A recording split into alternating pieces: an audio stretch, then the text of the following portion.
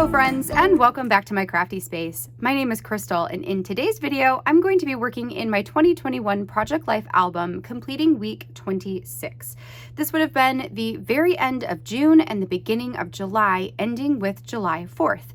So therefore, I'm going to be using my July Stories by the Month kit from Ali Edwards, since it did have a bunch of cards, or I set aside a bunch of cards that had a 4th of July theme to them. So I've got my photos printed, my journaling already printed, which I have light journaling this time around because I also documented my week in the life during this same week. So this week's going to be documented in great detail in an album all to itself, but I like to have this week documented in my Project Life album as well, just in case it ends up in, different homes, different hands down the line. All right, friends, I am going to go ahead and put you on fast forward while I get this layout completed. I'm going to set everything out here on my desk, and then we will jump in and get to work. To get started working on my spread for this week, I'm going to first set everything off to the side and put away my cutting mat there. I like to put that in the middle of my surface just to protect my desk, but it is too small for the Project Life spread, so I usually just set it to the side when I'm working on Project Life. Then I'm going to go through my cards and my photos and set everything out on my desk where I want it to go. Now, I do pre-plan my spreads on the computer before I ever get to the desk. So that's how I know right away where things are going to go. It's just easier for me to do it and make this like mock-up, basically, Project Life spread on the computer before I bring it over to my table. It also ensures that I'm printing only the photos that I absolutely need, and I can get my journaling on those cards as well. So then from here, the next thing I'm doing is setting out those chipboard pieces where I feel like they're going to go best. 3 of them I feel are a good fit for the stories this week. And then one said something about storms and something like the storms don't always, something along the lines of like, storms are not always bad. Sometimes they clear the way for good things to happen. That one didn't really fit with anything that happened this week, so I'm just going to go ahead and put that one in my stash. The rest of them, though, did go quite nicely with my spread, so those I have put on the photos where I want them to go. Next, I'm going to work on my title card, which I'm using the card that says July looks like this, and then I'm adding a square, or I guess it's kind of a rectangle, label sticker to the bottom and having it interact with the edge, cutting off roughly half of that label.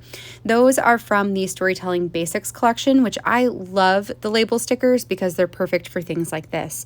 Then I can just add my ruler date stamping to signify the dates for this particular week, and then my title card is pretty much done. I'm going to add one more thing to it here in a little bit.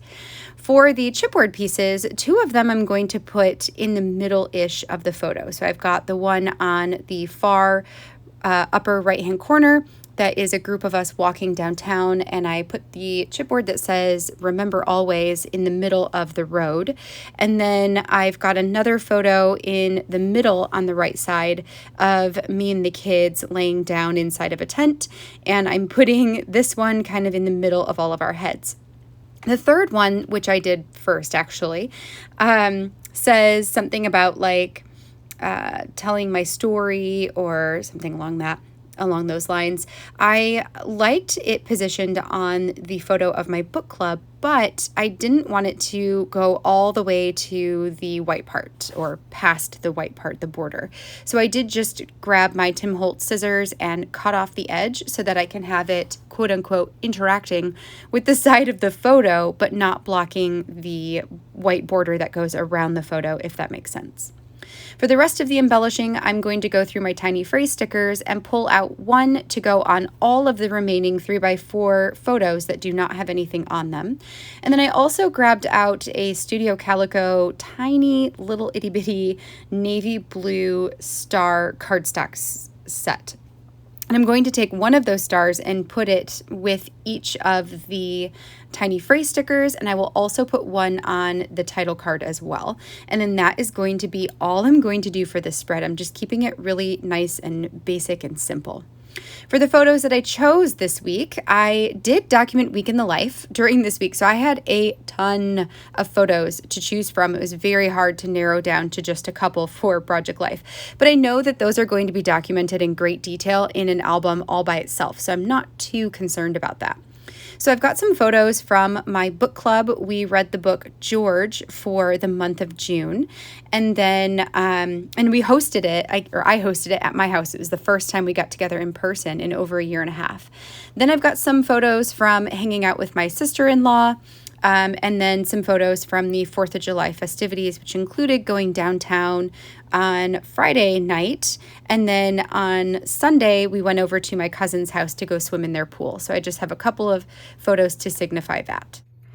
All right, friends, that completes my spread for today, keeping it sweet and simple this week, just adding a couple of those chipboard pieces on here and then layering up 2 different types of cardstock stickers. So we've got the tiny phrase sticker and then also the tiny little blue stars, which just gave this, a tiny little touch of that 4th of July spirit.